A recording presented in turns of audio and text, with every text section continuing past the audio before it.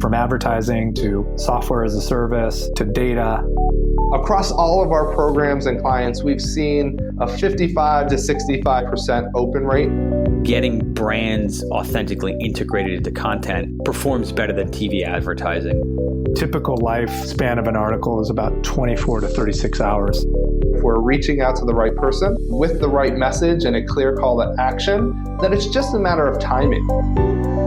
Welcome to the MarTech Podcast, a Ben J. Schaap LLC production. In this podcast, you'll hear the stories of world-class marketers that use technology to drive business results and achieve career success. We'll unearth the real-world experiences of some of the brightest minds in the marketing and technology space so you can learn the tools, tips, and tricks they've learned along the way. Now here's the host of the MarTech Podcast, Benjamin Shapiro. Welcome to Career Day on the MarTech Podcast. This podcast is sponsored by CallRail. Did you know that there are close to 100 billion mobile phone calls to businesses each year? That's billion with a B. And according to industry analysts, that figure is expected to double by 2020.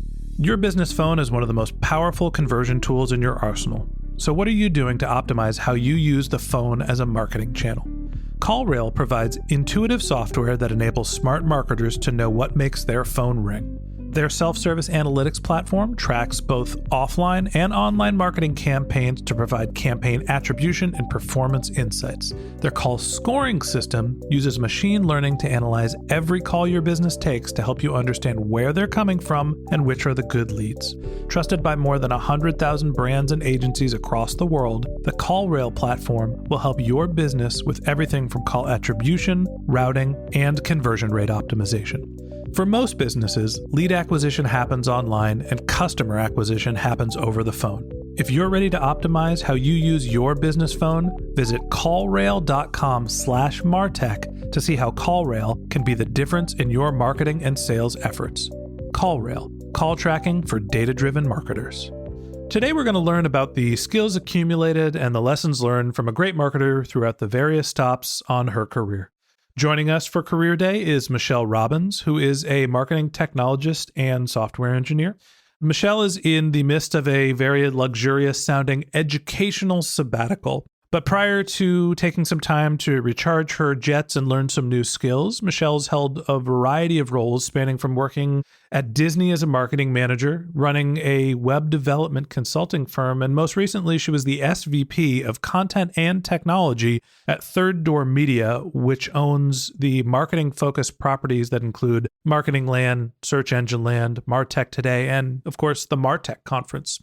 So here's our conversation with marketing technology enthusiast, Michelle Robbins. Michelle, welcome to the MarTech Podcast. Thanks so much. I'm happy to join. It's exciting to have you here on Career Day, and you're one of the first people that we've talked to for this segment that is taking some time to develop their career outside of working. So before we get into your career path, what is it like to be on sabbatical, and how jealous should I be? I'm not going to lie, it's pretty nice. It's interesting having unstructured time, if you will. It's been a very long time since I've had that, but it's enabled me to really focus in on my path and the next steps that I want to get to in my career. And I feel really lucky that I'm able to do that.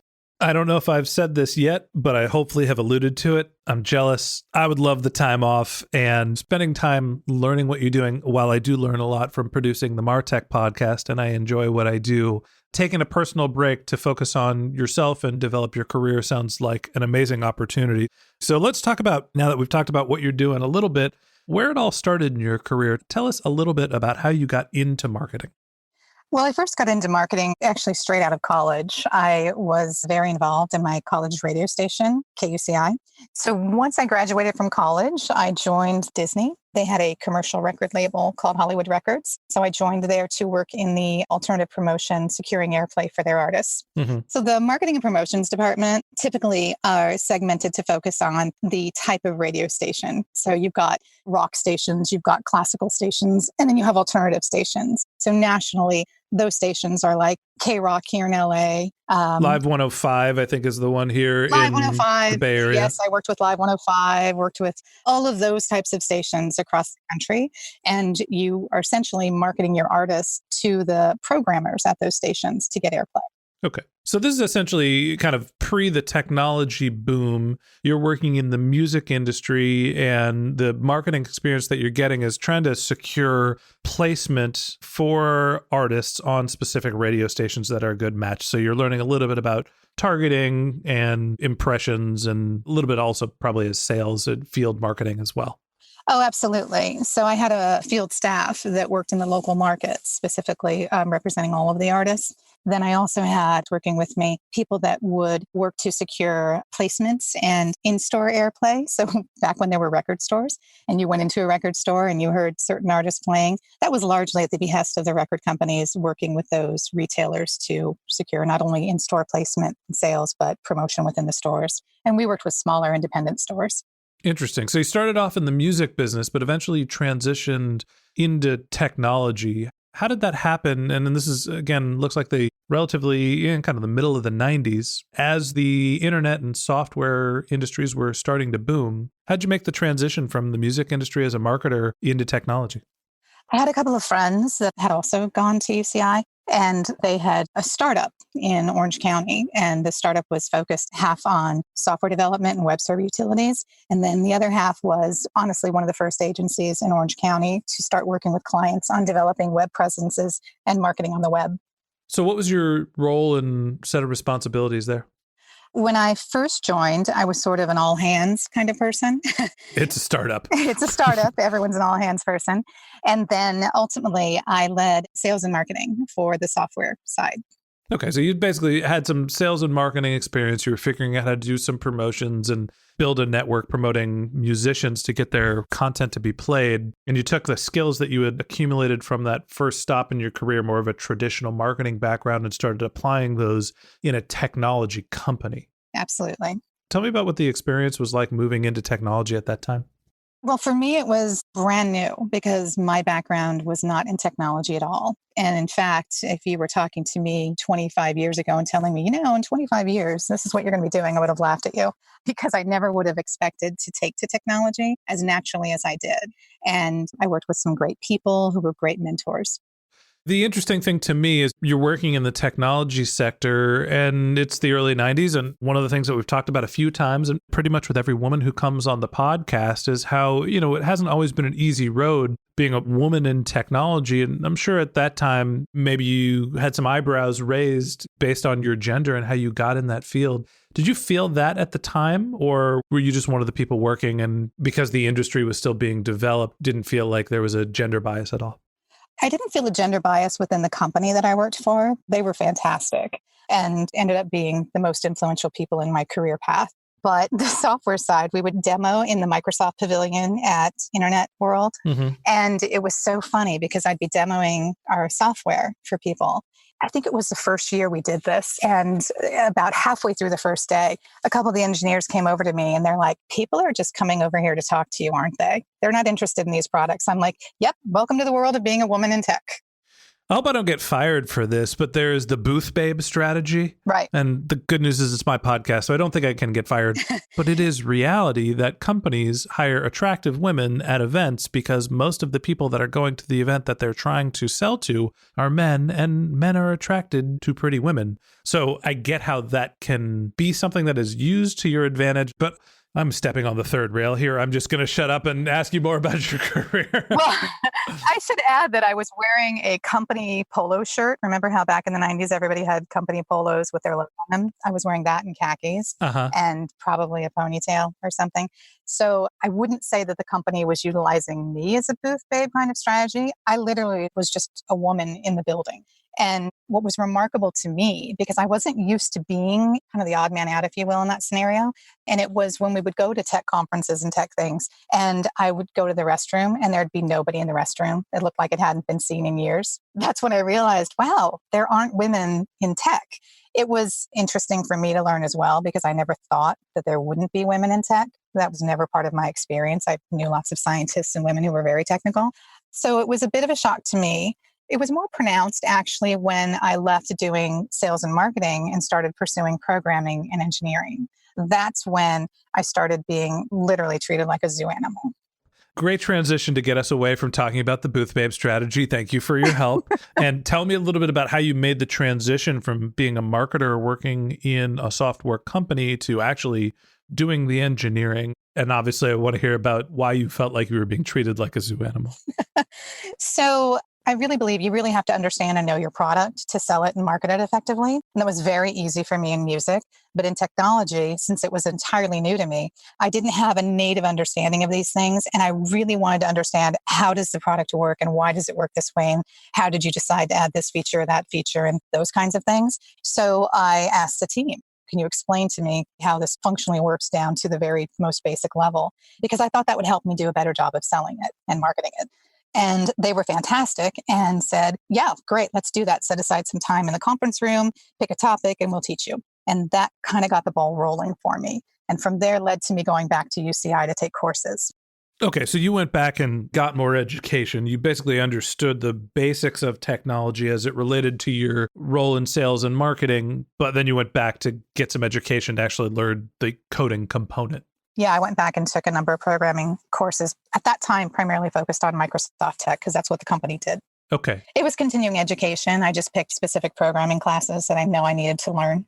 So you were doing double time. You were going to school and working in sales and marketing. Yes.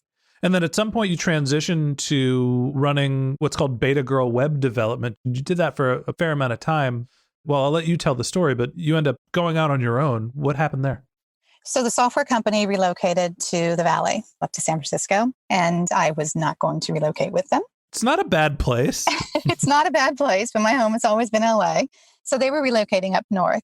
And that was just sort of a good time to kind of make a break to where I could pursue doing more web development and things like that I had already shifted to doing internally for the company, but doing it on my own.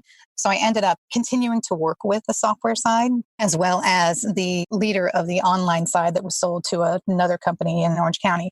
They were my first consulting clients, and then developing out my consulting business from there, which also then led to me getting into digital marketing and understanding digital marketing, advertising, search marketing, SEO, things like that, as well as developing web applications and shifting from Microsoft technologies over to the LAMP stack.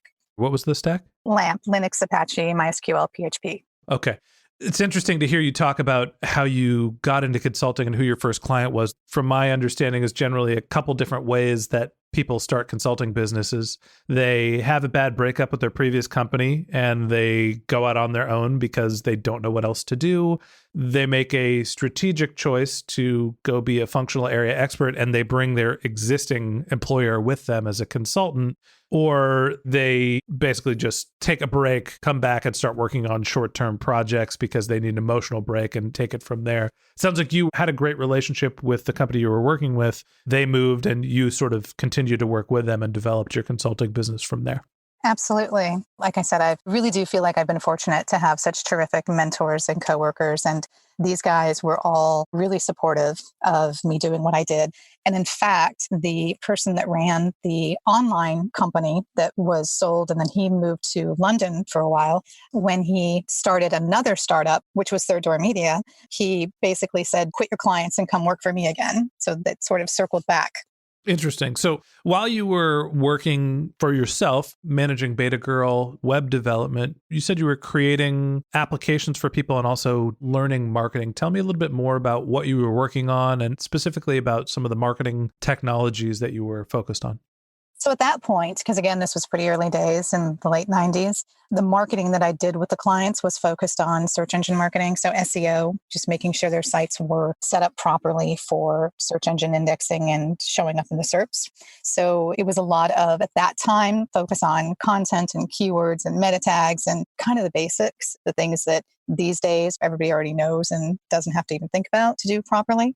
So it's focused on that, as well as the early days with advertising on the search engines. I had a couple of clients that I didn't do as much application development for them as I did managing ad campaigns. Interesting. So basically, you're creating the applications or web pages for people. And as part of that, you're doing the SEO optimization. Out of the SEO optimization comes how do I get more traffic, which is you're working with Google. And at that time, it was primarily AdWords. You mentioned eventually you made the transition to Third Door Media, somebody that you had worked with before. Tell me about what you learned by being an independent consultant and what was the lesson you took away from that stop in your career? Honestly, the most important lesson, or the lesson that continued to endure, was things are always going to take longer than you think, particularly when you're developing an application or building a web presence. And this is where being agile is really important. And this was obviously pre-agile as a tenet that we all ascribe to now. Then it was just called being flexible. It was just called being flexible. I mean, the waterfall approach to development was still really the standard at that point. But the more you start working on projects, the more they evolve. Starting out with a wholly complete, finite project, I don't know if anyone's ever done that. I'd love to hear. So I learned that understanding things will change throughout the process and building in time for that so that you're not disappointing clients on timelines. When I initially would be working with clients, I knew exactly, this is going to take this much time. We'll have this by this date. And it took a couple of cycles to learn that I needed to add significantly to that. So eventually you make the transition to Third Door Media. You come back in-house. Sounds like you were recruited by a former peer or mentor. Talk to me about what role you stepped into at Third Door Media. So I was brought in to develop all of the technology that the company would use, front end and back end. So that involved creating all of the websites, setting up and configuring any third-party technologies we would use, developing custom applications that we would go on to use, but primarily developing out the technology stack. So Third Door Media has grown over 12 years of existence. I'm sure it didn't have all of the various websites and properties that it has today. What were some of the properties that you were working on, and what did the platform look like back then? So it was Search Engine Land was our first editorial property, and that was originally launched in movable type. It was pre-WordPress. And then we also had a Search Marketing Now, which has become Digital Marketing Depot, but they were the same brand. And that was our webinar platform. We've always used On24 for that, but I built out, that blog was just static hard-coded HTML because it wasn't intended as a publishing property. All of our sites were eventually moved into WordPress, but at the time that was just built hand-coded HTML. And then we also had Search Marketing Expo, our event site, which was also hand-coded. So you're basically a technologist at this point working for a marketing company, and your role evolved over time as the company evolved. So tell me about your progression through Third Door Media and how you grew with the company. Well, I was in an interesting position because it was a startup when I joined. I was brought in with the first 4 partners. I was a non-partner, but brought in when they started saying, let's do this, and here's how it's going to look, and here's what we're going to do.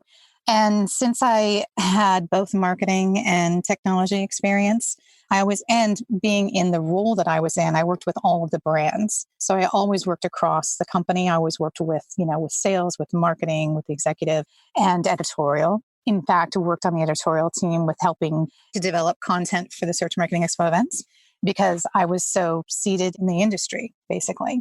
And my knowledge crossed technology and marketing. So I was brought in to assist on a lot of things. It was also always very easy for me to translate. So I could understand marketing language and I could help them understand technology language. Yeah, you spoke marketing from the early days because that was the initial part of your career. Exactly. So I've always seen that there tends to be some friction between marketing and technology departments. And I never understood that because it was never my experience. But I can see how, because working with people in technology is very different from working with people in marketing. And I think being able to speak each other's language and understand and communicate is really critical. And I think I took that for granted for a long time because it was my experience that there was no problem. I have a sneaking suspicion that I know the answer to this, but do you find that the communication gap between marketing and technology teams is growing or getting smaller? I'm going to have to say it depends. I think that marketers are getting a higher level of acumen with respect to technology, but I don't know that technologists are with respect to marketing. And I think that's what causes the gap. That's interesting. The more that I think about the changes in marketing over the last decade, the more that, we've shifted from what I'll call traditional marketing, the Mad Men style of marketing, which is very creative driven, to marketing being more centered around analytics and funnels and conversion data and just the practices of digital marketing, which has forced marketers to speak more technology. It's interesting to hear you say that technologists don't necessarily have to speak more marketing, but I do feel like at least marketers have come more center from left. Even if the engineering teams are still speaking the same language, I feel like marketers are hopefully a little bit more capable and understanding of technology. And that's why I think it's probably getting easier to communicate cross-functionally. Yeah, I think so. And with respect to technologists, not going the other way, like there's no impetus for them to really understand marketing and funnels and things like that necessarily.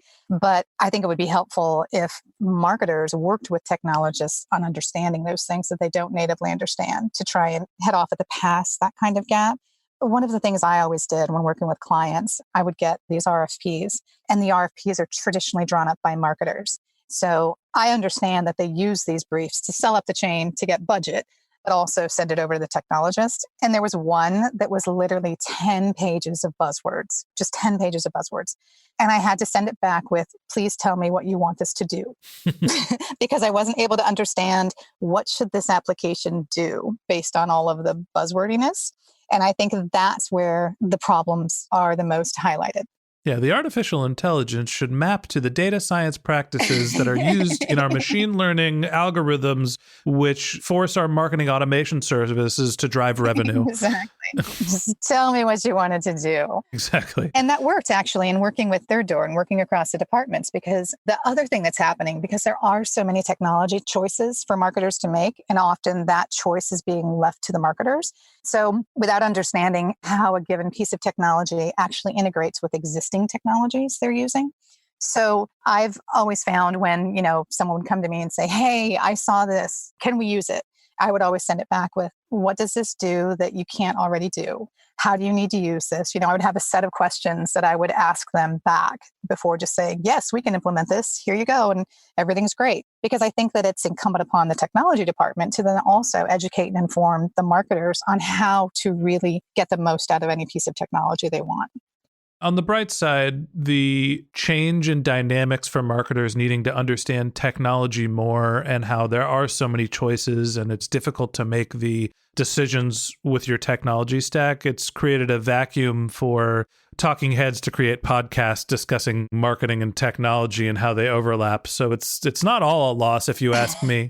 Maybe I'm being a little self-centered with how I think about this, but tell me a little bit about eventually you changed from focusing on building the technology stack at Third Door Media, the marketing company, to actually being the SVP of content and marketing technology. So at some point you started to grab a little bit more of the landscape for the company and actually got into more of a marketing role. What was that role like? So the marketing technology role itself, honestly, it was just something that I'd always been doing. It just wasn't called that because I did work across all of the brands and help them on strategies in a lot of ways. But what happened was 2 years ago, one of the founders who ran content for the company announced that he was going to be resigning and retiring. So at that time, the company decided to restructure and reorg. And I was brought in to fulfill that role and continue overseeing the technology team as I always had. Okay, so tell me a little bit about the content piece that you picked up in the reshuffling.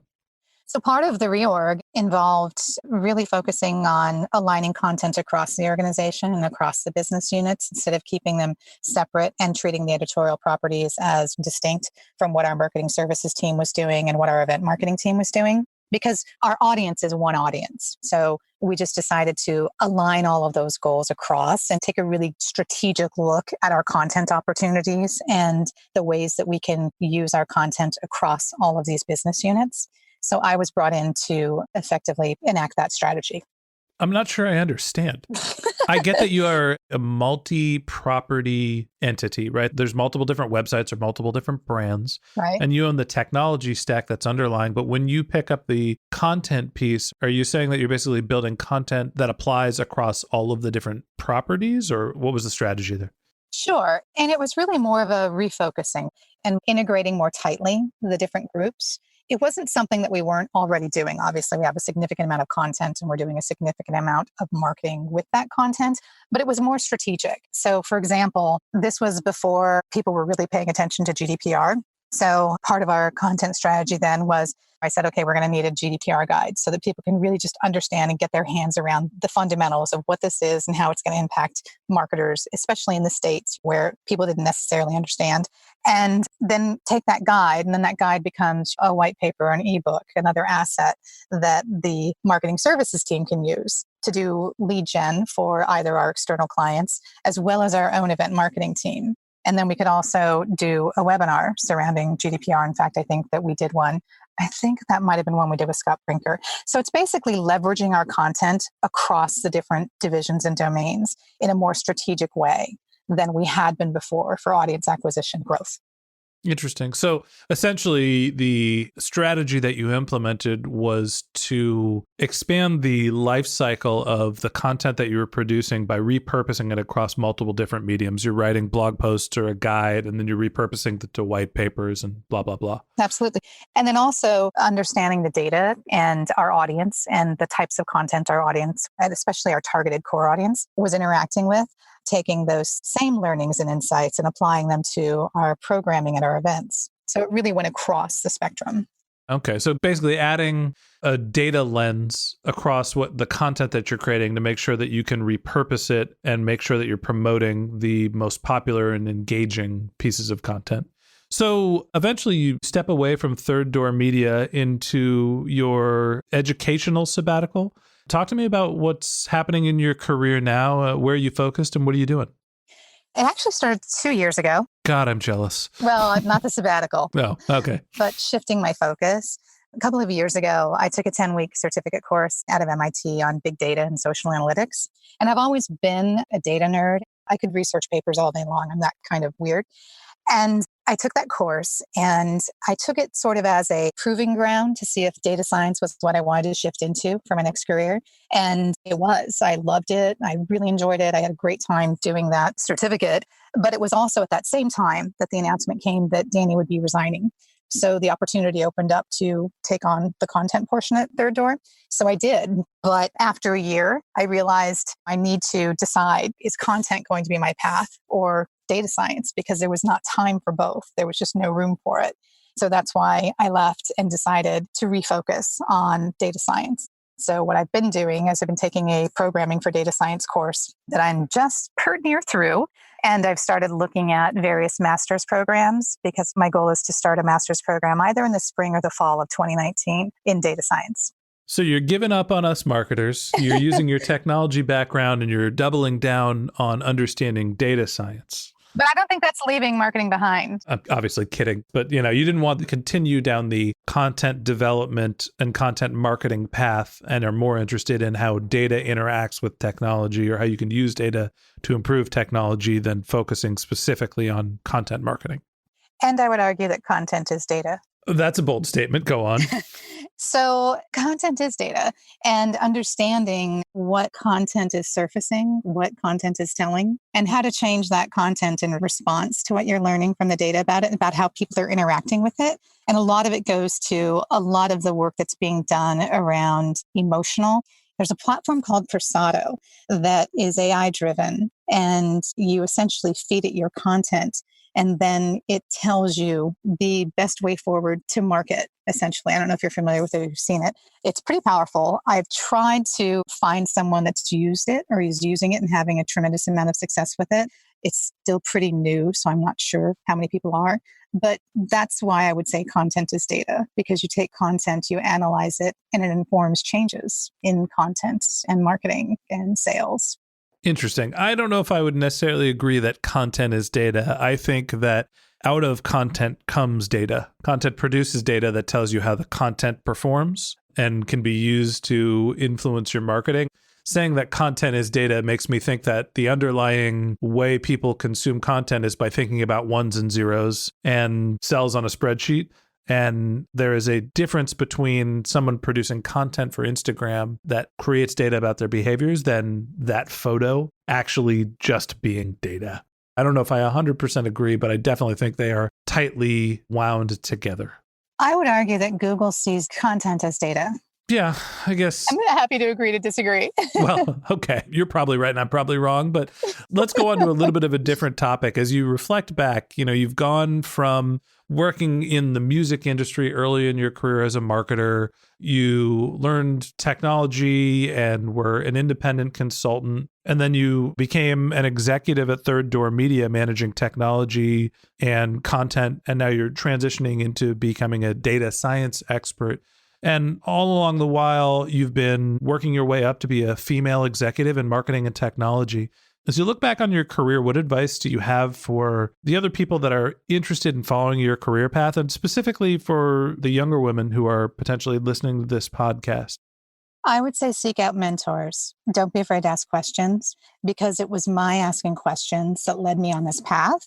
If I hadn't spoken up and hadn't asked those first questions of how does this work, literally the first conference room meeting we had, they said, what's your topic? And I said, TCP/IP. Explain that to me. It grew from there. But you have to be curious and you have to ask questions. And mentors could come from within the organization you're at. They could come from external organizations, but find people to help guide you along the path, because I do think that's critical.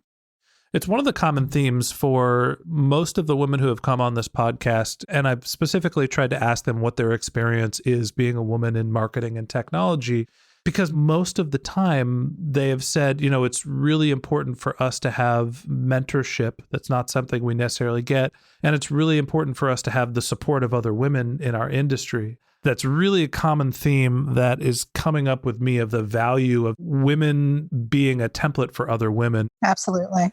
I think that there's something that any of the women that are listening to this podcast who are early on in their career, there are great examples like Michelle that you can continue to grow in your career, and that there are models and templates for you to follow, even if you have to search a little harder to find them than the average guy would.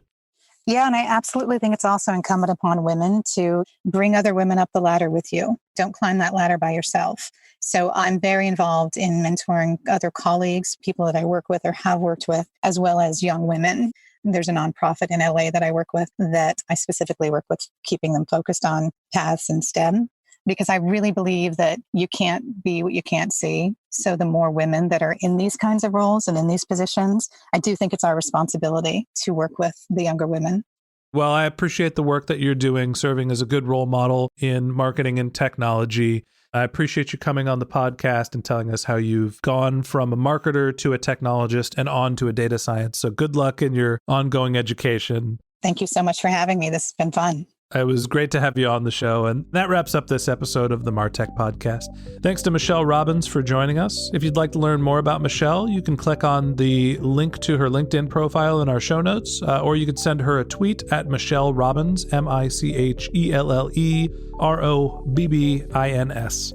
A special thanks to CallRail for sponsoring this podcast. If you're interested in learning how to optimize your business phone as a marketing channel, click the link in our show notes or go to callrail.com/MarTech for a trial of their call tracking and lead scoring platform. If you're a subscriber to the MarTech podcast, thank you for being a member of our community. We always want to hear from you, so we created benjshap.com/question, where you can ask any marketing questions and we'll answer them live on our show. Of course, you can also reach out via social media. My handle is benjshap, BenJshap, on LinkedIn, on Twitter, pretty much everywhere on the internet. If you haven't subscribed yet and you want a weekly stream of marketing and technology knowledge in your podcast feed, we've got some great episodes lined up for you. So hit the subscribe button in your podcast app, and we'll be back in your feed next week. And lastly, if you didn't have time to take notes of this podcast and you want to refer back to some of the things that Michelle said, we have all of our interview summaries on our website, which is martechpod.com. Okay, that's it for today. Thanks to Michelle for joining us. And until next time, my advice is to just focus on keeping your customers happy.